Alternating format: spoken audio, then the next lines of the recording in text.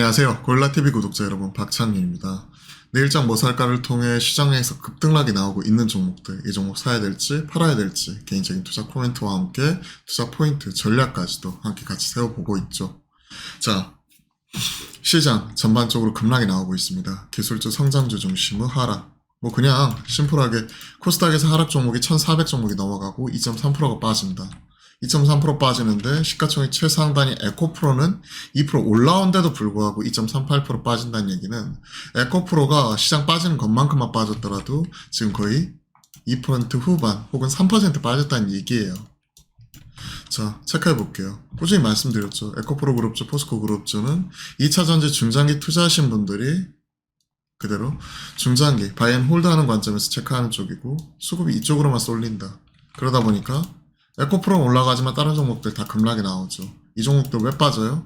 빠지면 사야 됩니까? 아니라고 말씀드렸죠. 지금은 에코프로나 포스코 홀딩스 중심으로, 포스코 그룹주 중심으로 압축 대응해가지고 중장기로 끌고 가시는 분들의 영역이지, 신규로 접근해가지고 여기서 많이 빠졌으니까 사겠다. 혹은 트레이딩 해가지고 치고받고 하겠다. 저가 매수하면서 계속 물을 타겠다. 하는 타이밍이 아니라고요, 지금. 그런 흐름이 계속 되풀이되고 있잖아요. 이 얘기를 지금 오늘 처음 말씀드린 게 아니라 지난주, 지지난주, 한 달 전, 두 달 전 동일하게 말씀드렸죠. 체크. 에코프로도 150 찍고 나서 그러한 모습이 나타나고 있고, 두 번째, IT 소부자. 테크 따라서 하면 안 된다.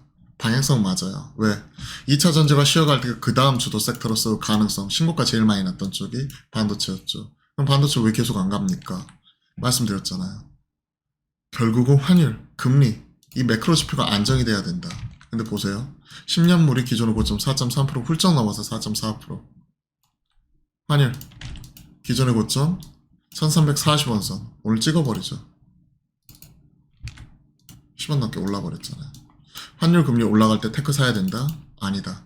최소한 매크로 지표 안정이 되는 모습을 우리가 확인해야 된다. 추석 지나고 나서 이제 삼성전자 잠정 실적 발표할 건데, 그때 또 어떤 컨컬에서 바로 이제 잠정 실적이니까 컨컬하지 않겠죠. 근데 이제 애널리스트 반응이나 이런 부분을 보면서 반도체 저점 지났다 이런 얘기 하겠죠. 그때 이후에 시장 반응 보겠다. 그러면 코는 걸어놓고 지켜볼 수는 있고, 이쪽이 주도 섹터일 수 있기 때문에, 그 가능성이 가장 크기 때문에. 왜? 반도체 이제 다운 사이클 끝내고 올라가는 쪽이잖아요. 근데 매크로 지표 안정이 안 됐으니까 지금 신고가 난 이후에 급락이 나와버리는 거잖아요. 그런 쪽이기 때문에 계속 관심 있게 체크는 하되, 이쪽 빅테크 올라갈 때 따라간다? 아니다. 그럼 무조건 지금처럼 빠질 때 산다? 아니다. 어쩌라는 얘기냐? 올라갈 때도 사지 말고 빠질 때 사지 마라. 그러면 언제 사라는 얘기냐? 결국은 이 매크로 지표, 환율, 금리 이런 부분이 최소한 단기 고점이라도 찍었다. 이런 안정화되는 신호라도 나와야 우리가 살 수 있는 거죠. 이쪽은 IT 소부자 안정이 되는 신호. 그 부분을 언제 체크하겠다? 우리가 매일매일 투자 키워드 통해서 요 환율, 10년 금리 이 부분이 단기 고점 찍고 빠지는 모습이라도 보여야, 지금같이 재상승 국면 지속 안 되고 꺾이는 모습 보여야 그때라도 우리가 반등이라도 논해보는데, 그게 아닌 거죠. 그럼 오늘 왜 이렇게 급락을 하느냐? 파월 쇼크, FOMC 점도포 쇼크. 한마디로 FOMC 말씀드리면 결국은 매파적 동결. 동결은 동결인데 엄청 매파적이었죠. 올해 25bp 추가 인상 가능성. 이건 사실 새로울 건 없어요. 왜? 그동안 했던 얘기고. 기존 FOMC에서는 추가 인상할 수 있어. 그러니까 시장에선 뻥치지 마. 안 믿어. 하면서 시중금리 떨어지니까 그때 시장이 IT 소부장부터 신고가 나면서 올라갔죠. 근데 지금 어떻죠? FOMC 이후에 진짜야? 진짜야? 진짜네? 이렇게 된 거죠. 자, 중간가 내년 5.1%, 지금 상당 5.5%. 거기서 원래는 몇이었다? 4.6%였다. 그러면 내년도 4번 인하한다는 얘기였죠. 근데 50bp 올려가지고 5.1% 되니까 어떻게 되는 거야? 2번 인하하는 거다. 그러면 최소한 내년 상반기까지는 이러한 고금리 기조가 계속 유지가 된다는 거예요. 4번이어야 내년 상반기까지 어느 정도 눈치 보게 하더라도 내년 5월, 6월 지나가면서 그때 정도에 내리고 이런 얘기가 나올 텐데, 내년 상반기까지도 어림도 없어. 올려놓은 거 고금리 유지할 거야. 오히려 더 올릴 수 있어. 이게 지금 점도표를 통해서 확인이 돼버린 거잖아요. 그러니까 시장이 크게 출렁인 거죠. 그러면서 정책금리 반영한 2년물 더 올라가 버리고 2년 평균이니까 시중금리 반영한 10년물도 따라서 올라가 버리죠. 이럴 때 기술주 성장주하면 뜻보다 실이 큰 거죠. 안정이 될 때까지 좀 지켜보자. 이 얘기를 수도 없이 한 거죠.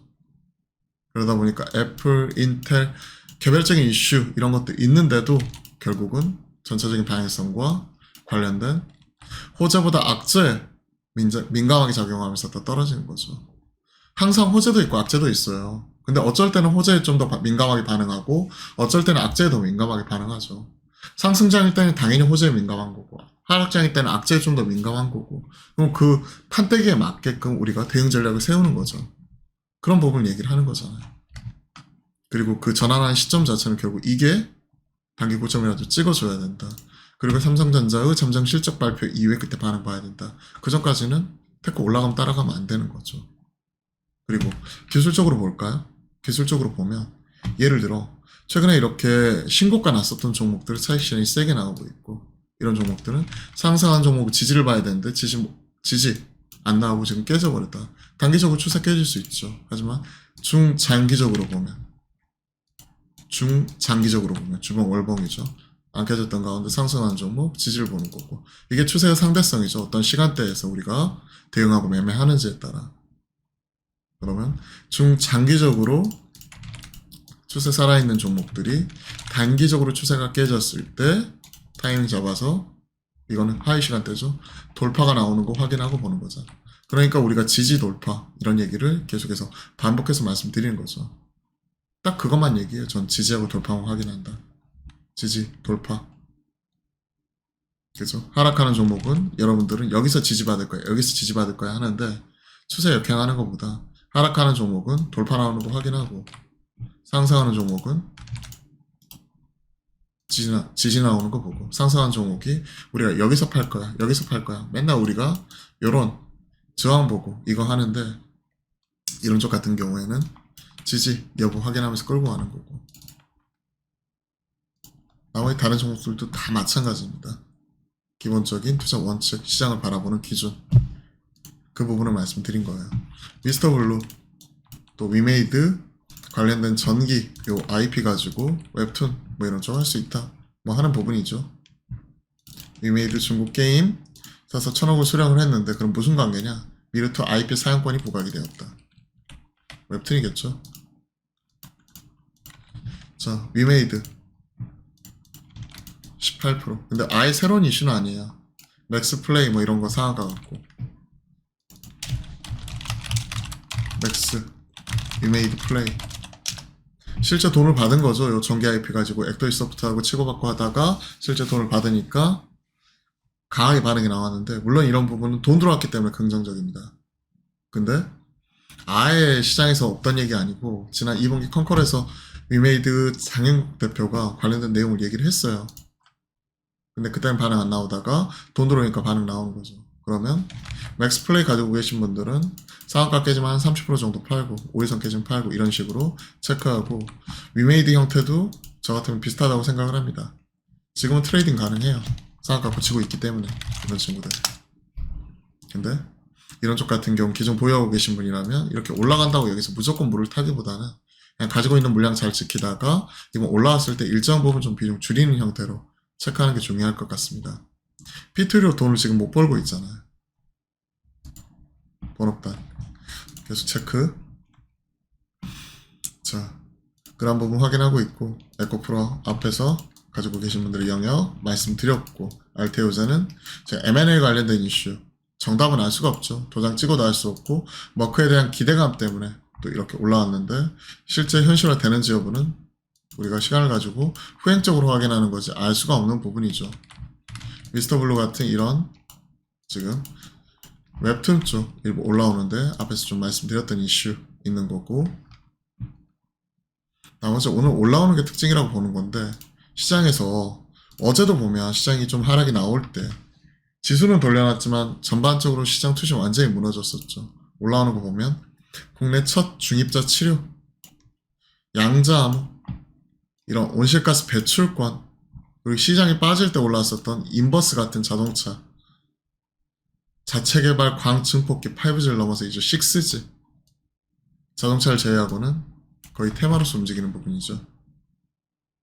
즉 시장에서는 중심이 되는 뭐 AI나 삼성전자 같은 반도체나 그리고 지금 여기 나타나고 있는